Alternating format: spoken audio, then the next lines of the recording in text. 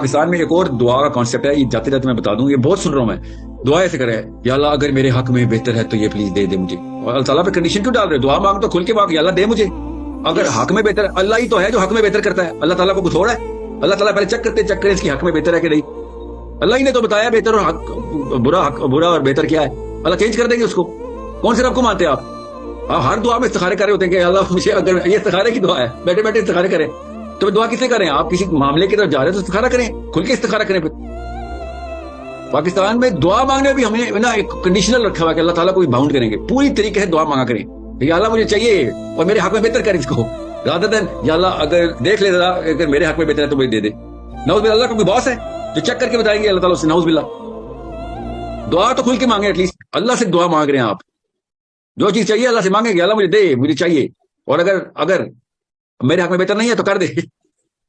ٹھیک ہے۔ یہ دعا کو تو پورے